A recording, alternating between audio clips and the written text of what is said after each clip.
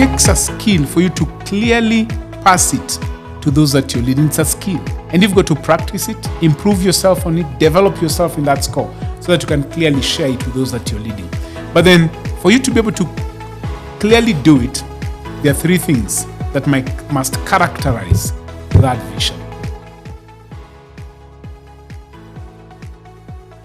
Hey, welcome again to Oscar Amisi's Leadership Podcast, where we are so passionate about leadership and we equip leaders with high-capacity servant leadership tools that to help you drive societal transformation. Like always, we challenge you.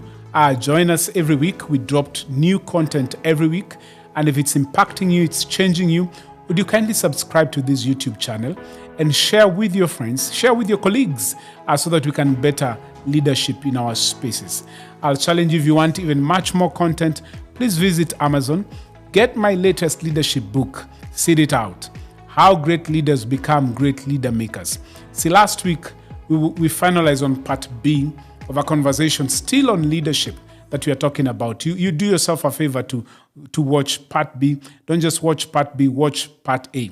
But this week, we're still on the conversation of envisioning, because this is the essence of leadership. But then we are switching gears. Same conversation, but some fresh content that we want to bring to you. And we want to look at how does a leader transfer his vision. And apart from just transferring vision, how do you identify the right people to transfer that vision to? But before we delve into that, just to refresh your memory, we said this is so key because envisioning enhances perceptivity. It clarifies placement and it strengthens purpose. It is so important. I even gave you a 4-step journey or a 4-step strategy of really unpacking your own vision that I got from a good friend of mine who shared this with me many years back, a great man called Perry Lalube. Shared with that on Describe, Inscribe, Prescribe, and Subscribe. And then when we finalized our part B, we were talking about what should characterize a clear vision, or what should characterize any vision that you come up with, or how to make envisioning be a proper exercise that will bear fruit. We said envisioning, it has to be clear, it has to be compelling, it has to be constructive. You miss any of these, please watch those past podcasts, and I'll tell you, you'll be able to sharpen your leadership. Today, I want us to look at how do we transfer vision? And even of much importance, how do I identify in our spaces, in our organization, the right people to transfer vision to? What characteristics should we be looking at? What values or qualities should we be looking at in the people that we want to transfer vision to? In fact, one question that every leader should be asking themselves is, how do I identify people who are vision ready? How do I identify people who are vision ready? And then what criteria do I use to vet people that I will transfer the vision to? What criteria do I use to vet the people that I will transfer the vision to? Because you don't want to just like throw pearls to the swines. No, you got to give it to people who will see value in it and be able to perpetuate it. In other words, also, how do I identify my legacy team that I will transfer vision to? I want to share with you 4 things that you need to look out for as you vet the people that you'll transfer your vision to. 4 qualities you should look out to when you're transferring vision. As you lead that team, be like a scout. Watch out for these 4 qualities. They will help you be able to share vision with people that you know will be trustworthy and faithful to carry that vision to the next level. 1, look for people who are honest. Honesty is key. Honesty. These are people with integrity. Honesty simply would be people with integrity. People who always work hard to maintain the integrity of the vision. They have realized that small lapses in integrity can damage the entire vision. Look for people in your team and in your organization who work hard to maintain the integrity, not just of the organization, but even the vision of the organization. People who understand that small lapses in the integrity, either with people out there or amongst themselves, can compromise or damage the entire vision. Those are the people you look out to. are people who've learned that, listen, I've got to make sure I stick to the rules. I hold on to values that would make sure that this vision is perpetuated into the future.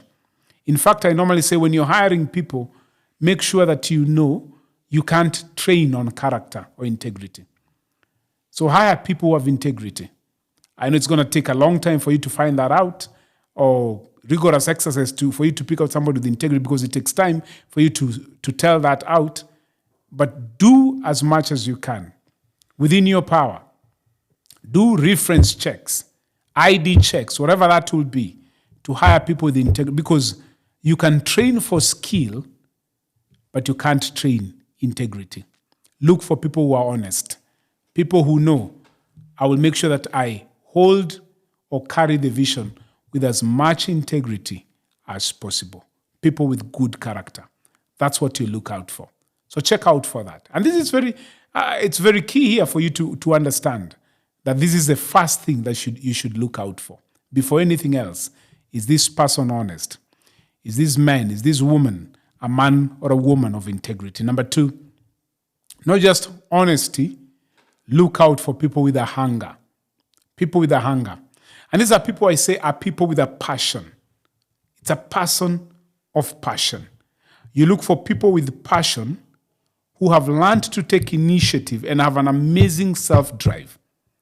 People who don't need supervision for them to do. People who have an amazing self-drive. They've learned to take initiative. These would be people who don't just do enough. When they're given a responsibility or a duty to do, they do more than enough. They go beyond to make sure that what they're doing, they've given it as much attention as possible. Hire people with a hunger, not people that you have to supervise, not people that you have to prod. You have to keep on pushing, no. People who understand, listen, this thing, I'm part of it. So I need to give it my all. I need to give it my all. Check out for those qualities. I like an advice that John Maxwell was giving to a young person who had just gotten employment. He says, you tell these young people, if you're supposed to get to work at 7, make sure you're there at 6:30. If the organization requires you to knock off work at 5, you knock off at 5:30. Do more than enough. And he said, if you do that, in less than 5 years, you'll have gone up the ladder. That's a true definition of somebody who has a hunger and a passion inside of them. So look out for that. Somebody who's honest, somebody with a hunger, somebody with a passion, who has an inbuilt self-drive. Number 3, humility. And we can't overemphasize this. In our podcast, this has been so key. Look for somebody with humility. And this will be a people with a proper self-perspective. People who look at themselves, regard themselves rightly. You see, growth only happens when one is willing to learn. People who are ready and open to learn from others, irrespective of age or experience, and are not know-it-all, should be your candidate to pass the vision too. Don't get people who are know-it-all, people who are not open to learn, who think they know everything. Those are people who will never grow. People who grow are people who are open to learn, and to learn from everyone. They are people who are older than them, younger than them, people same level, lower level. They are open to environments of learning. People with a proper self-perspective. They do not overestimate themselves, and neither do they underestimate themselves. Those are humble people. Look out for such when you're ready to transfer vision. When you want to bring on board, people will help you perpetuate your vision. And lastly, honoring. People with honor. People who are honoring.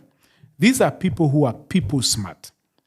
They are able to build a healthy and positive relationship. In other words, they have chemistry. These are people who are able to work in teams, not individualistic. These are people who understand that they can express their feelings, even in an organization, without hurting others. People who look out for their peers and for their colleagues. People who are honoring. They are people smart. They have chemistry. Now check this. I know many times you go out for the gifted, and that's important. It's key. But don't make that as your first in the line of what you want to look for when you're hiring or getting people to transfer vision to. Because you can get people who are so gifted but are not honest. Make sure it's character first, then competence later. Character before competence. So they are honoring. Then they have a hunger. They have a passion. Then as much as they have a hunger and a passion, they are humble inside. They have a proper self-estimate of themselves. And then they are honoring. They respect people around them. Ready to transfer vision? Look for those key qualities in your team. Bring such people on board, and I'll tell you, you will build an unbeatable team that will drive your vision way beyond after you're gone. That is the essence of leadership. Having a vision, envisioning to the right people so that you can see the vision move forward. This is what we've said. Envisioning is important. Transferring is even key because that's the legacy of every leader. Check out and build a team that you can transfer your vision to. Thank you so much for joining us today. We look forward to having you again next week as we share again from this conversation on leadership.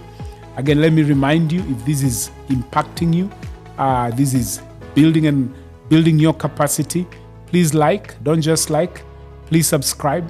Don't just subscribe, please share it with your friends and the many who are on a leadership journey just like you and I are. And if you want more content, again, visit Amazon, where you can get my latest book on leadership. Seed it out. How great leaders become great leader makers. You do that, the best investment you can ever do for yourself as a leader. See you next week as you join us, as we continue this conversation in leading better, leading well, transforming our spaces so that we can make sure that nothing around us falls because of ineffective leadership. Shalom. See you next week.